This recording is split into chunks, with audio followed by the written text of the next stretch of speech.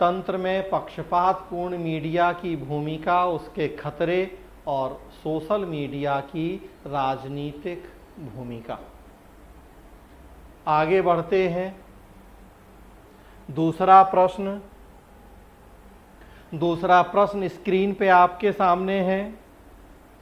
प्रश्न है, क्षेत्रीय दलों की राजनीति ने केंद्र और राज्य संबंधों को किस प्रकार प्रभावित किया है?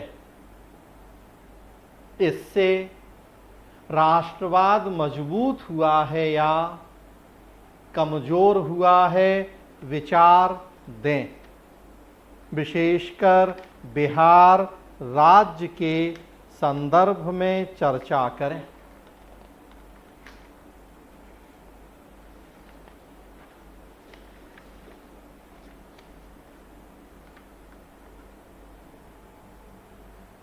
How has the politics of regional parties affected center and state relations?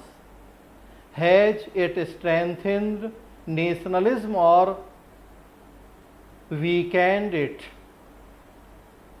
Give your views. Discuss especially in the context of Bihar.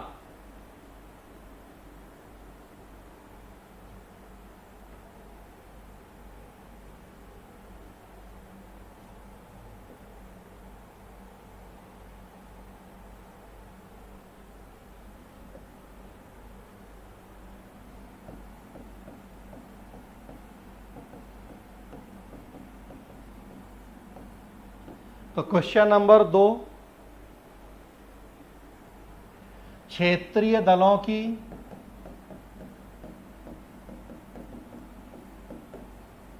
भूमिका से जुड़ा हुआ है। Role of regional parties. Krishna Kumar ji बिल्कुल ट्विटर फेसबुक के नाम लिखेंगे, उनके नाम लिखने में क्या आपत्ति है? कांग्रेस बीजेपी नहीं लिखेंगे, ट्विटर फेसबुक से क्या आपत्ति है लिखने में नाम?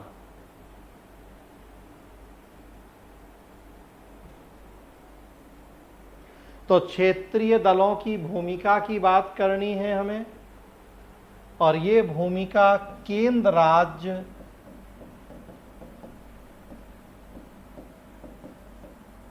संबंधों के संदर्भ में करनी है। मूल जो प्रश्न का सार आप देख रहे हैं, अगेन 2 पार्ट हैं प्रश्न के। पहला पार्ट है, क्षेत्रीय दलों की राजनीति ने केंद्र राज्य संबंधों को कैसे प्रभावित किया है।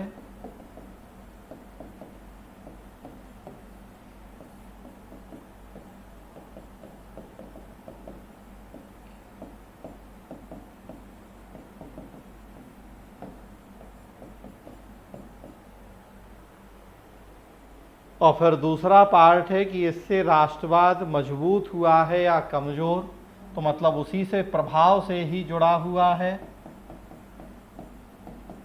राष्ट्रवाद के ऊपर प्रभाव, मजबूत हुआ है राष्ट्रवाद, कमजोर हुआ है राष्ट्रवाद। हम दोनों पक्ष दिखाएंगे। मजबूत कैसे हुआ है तो वो भी दिखाएंगे। इस तरह के प्रश्नों में हमसे यही अपेक्षा की जाती है कि हमें दोनों एस्पेक्ट ध्यान में रखने हैं, हमें दोनों चीज़ें दिखानी हैं। मजबूत कैसे हुआ है ये भी दिखाना है, कमज़ोर कैसे हुआ है ये भी दिखाना है, और तब कंक्लूड करना है। और साथ में लिखा है कि विशेषकर बिहार के संदर्भ में चर्चा।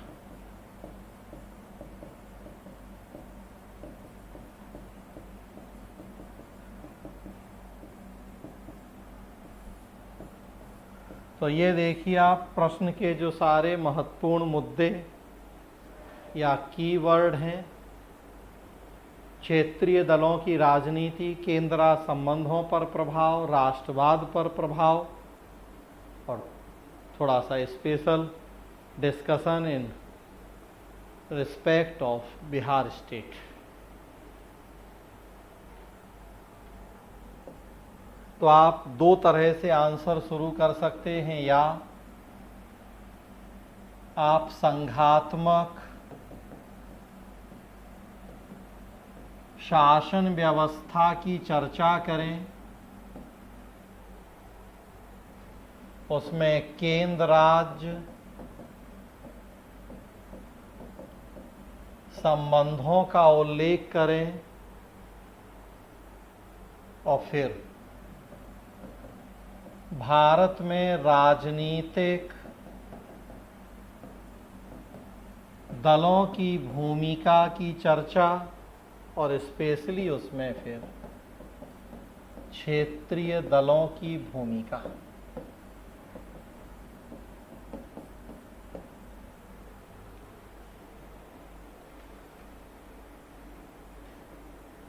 आप चाहें तो पहले राजनीतिक दलों की भूमिका दिखा सकते हैं एक लोकतांत्रिक देश में, और फिर संघात्मक शासन की चर्चा करके केंद्र राज्य संबंधों पे आ सकते हैं, और या पहले संघात्मक शासन केंद्र राज्य संबंध की थोड़ी सी चर्चा करते हुए फिर राजनीतिक दलों की भूमिका। दोनों तरीके आपके पास हैं, इसमें कोई किसी तरह की दिक्कत नहीं है। पहले आप चाहें तो लोकतंत्र से ही शुरू कर लें, तो फर्स्ट आप लोकतंत्र से शुरुआत करें और लोकतांत्रिक शासन व्यवस्था में राजनीतिक दलों की भूमिका दिखाएं। राजनीतिक दलों को लोकतांत्रिक शासन व्यवस्था के सुपुत्र की संज्ञा दी गई है। लोकतंत्र जिसमें जनता के हाथ में शासन करने की बागडोर होती है, लेकिन अगर प्रतिनिधि लोकतंत्र या रिप्रेजेंटेटिव डेमोक्रेसी हो, जैसा कि दुनिया के ज़्यादातर देशों में है, तो फिर जनता अपने चुने हुए प्रतिनिधियों के माध्यम से शासन का संचालन करती है। और तब जो प्रतिनिधि चुने जाते हैं उसके लिए अलग अलग विचारधारा, अलग अलग सोच के आधार पर अलग अलग राजनीतिक दलों का उदय होता है। वो अपने प्रतिनिधियों को चुनाव में खड़ा करते हैं। हम जिसकी विचारधारा, जिसके व्यक्तित्व से ज़्यादा प्रभावित होते हैं, उसे अपना वोट देते हैं, अपना प्रतिनिधि चुनते हैं। जिसे बहुमत मिलता है वो हम देखते हैं कि फिर प्रतिनिधि बनता है, सांसद विधायक बनता है और हमारी बातों, हमारी समस्याओं, मुद्दों को फिर विधायिका में उठाता है। तो रिप्रेजेंटेटिव डेमोक्रेसी में पॉलिटिकल पार्टीज का एक बड़ा अनिवार्य और महत्वपूर्ण रोल हमें देखने को मिलता है। हम सबसे पहले इसकी चर्चा करेंगे और फिर दिखाएंगे कि भारत में चूंकि हमने विविधतापूर्ण समाज है हमारे देश में,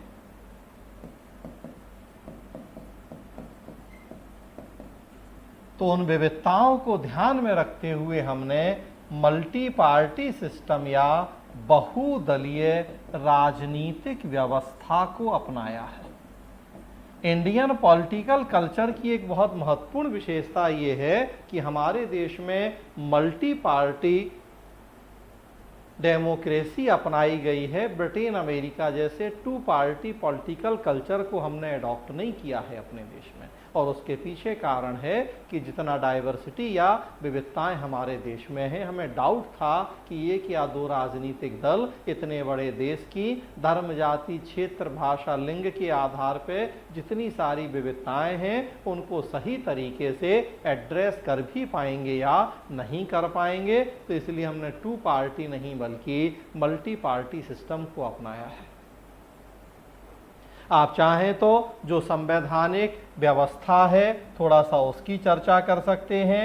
आर्टिकल 324 से लेके 329 तक निर्वाचन, पॉलिटिकल पार्टीज, इनसे जुड़े जो प्रोविज़न हैं, चाहें तो थोड़ा सा संक्षेप में आप उनकी चर्चा कर सकते हैं। और जब आप मल्टी पार्टी सिस्टम दिखाएंगे, उसी में फिर दिखा दें कि राष्ट्रीय दल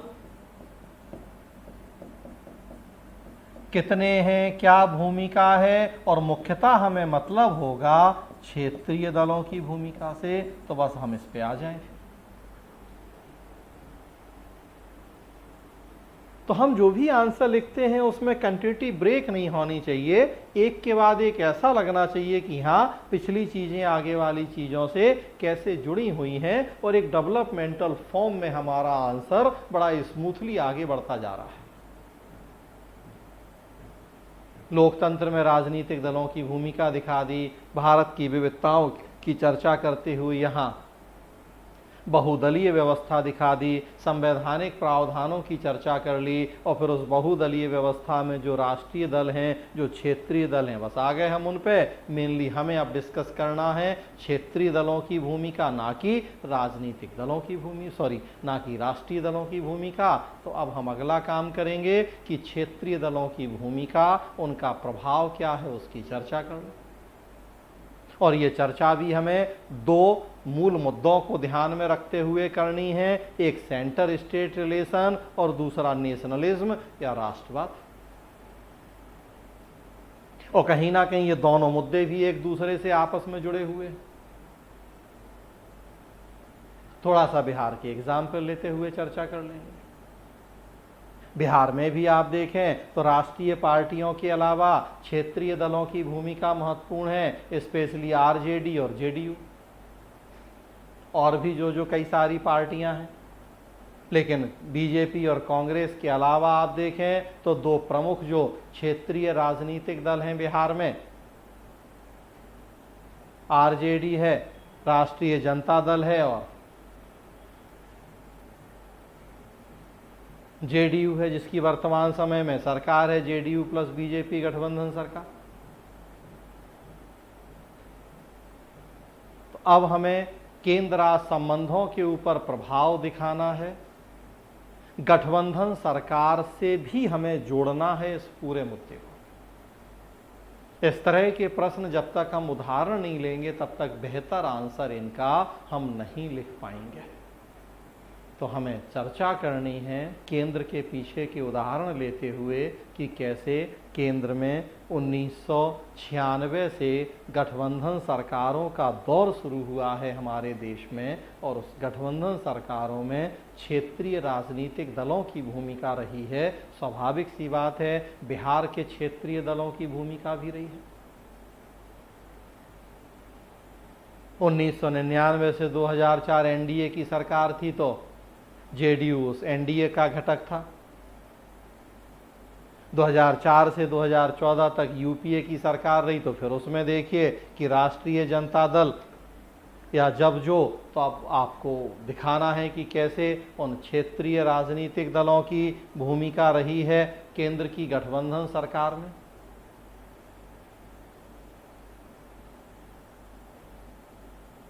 और यहीं से फिर आप ये दिखाएं कि अगर राज्य के क्षेत्रीय दलों के सहयोग से केंद्र की गठबंधन सरकार का अस्तित्व होता है तो जो सौदेबाजी वाला संघवाद है, राज्य के पक्ष में झुकाव हो जाता है, राज्य के जो क्षेत्रीय दल या राज्य सरकारें हैं ये ज़्यादा मजबूती से अपने क्षेत्रीय हितों को न केवल उठा पाती हैं गठबंधन सरकार के सामने, बल्कि उनकी पूर्ति के लिए दबाव भी बना पाती हैं, चाहे वो विशेष राज्य का दर्जा हो, चाहे केंद्र से मिलने वाले ज़्यादा से ज़्यादा अनुदान हो। तो अब हमें यहाँ गठबंधन सरकारों की भी चर्चा करते हुए प्रभाव दिखाना है केंद्र राज्य संबंधों के ऊपर कि कैसे क्षेत्रीय हितों को ज़्यादा प्रमुखता मिल पाती है इन क्षेत्रीय दलों की वजह से। हालांकि राष्ट्रवाद भी साथ में जोड़ना है हमें, तो ये भी दिखाना है कि कई बार कैसे राष्ट्रीय हितों को नज़रअंदाज करते हुए क्षेत्रीय हितों को प्राथमिकता दी जाने लगती है। यूपीए सरकार के दिनों में तमिलनाडु के जो डीएमके थी वो केंद्र के यूपीए की घटक दल थी और विदेश नीति के निर्धारण में तक उसकी महत्वपूर्ण भूमिका होती थी। तो वो एक बड़ा महत्वपूर्ण हमने ऐसा इशू देखा था कि जब राष्ट्रीय हित कैसे पीछे छूट जाते हैं क्षेत्रीय दलों की राजनीति के चक्कर में, और ये केवल अपने क्षेत्रीय हितों को प्रमुखता से उठाते हैं। तो इन सब बातों की चर्चा करेंगे हम केंद्र राष्ट्र संबंध, गठबंधन, राष्ट्रवाद, तीनों एक दूसरे से जुड़े हुए मुद्दे हैं। साथ ही साथ इनकी चर्चा कर सकते हैं आप। अलग से भी एक हेडिंग बना सकते हैं केंद्र राष्ट्र संबंधों पर प्रभाव, दूसरी हेडिंग आप बना सकते हैं राष्ट्रवाद के ऊपर प्रभाव। तो इनकी चर्चा करें, सकारात्मक प्रभाव भी दिखाएं, नकारात्मक प्रभाव भी दिखाएं। सबसे बड़ा सकारात्मक प्रभाव यही है कि राज्यों के जो लोगों के हित हैं, उनकी समस्याएं हैं, ज़्यादा प्रमुखता से उन हितों की पूर्ति का दबाव बनता है, उन समस्याओं के समाधान का प्रयास होता है, ज़्यादा अनुदान है, विशेष राज्य का दर्जा है, ये सारी चीज़ें। और दूसरी तरफ समस्याएं भी दिखाएं कि कैसे केंद्र की सरकार कमज़ोर होती है, राष्ट्रीय हितों के ऊपर क्षेत्रीय हित हावी होने लगते हैं, कई बार विदेश नीति के निर्धारण तक में इनके दबाव भूमिका है, पीएम पे अनावश्यक राजनीतिक दबाव पड़ते हैं। तो हम दूसरी तरफ ये दिखाएं और कंक्लूड करें इनकी भूमिका को पूरक के तौर पे दिखाते हुए कि आज भारत में जितना ये विविधताएं हैं, राष्ट्रीय दलों के साथ साथ क्षेत्रीय दलों की भूमिका का होना अत्यंत आवश्यक है। बस हमें सुनिश्चित ये करना है कि राष्ट्रीय हित भी पीछे ना छूटें, लेकिन जो धर्म, जाति, क्षेत्र या किसी अन्य आधार पर विविधताएं हैं, हम उनका भी पूरा ख्याल रख पाएँ। तो मिलजुल के एक व्यापक नज़रिए से जब ये विभिन्न दल अपनी जिम्मेदारियों को पूरा करेंगे, तो फिर जो लोकतंत्र के आदर्श हैं, हम उनकी प्राप्ति को सुनिश्चित कर पाएंगे। तो निष्कर्ष हमें पूरक के तौर पे दिखाते हुए लिख देना है विभिन्न राजनीतिक दलों का। तो ये 2 नंबर प्रश्न हो जाएगा।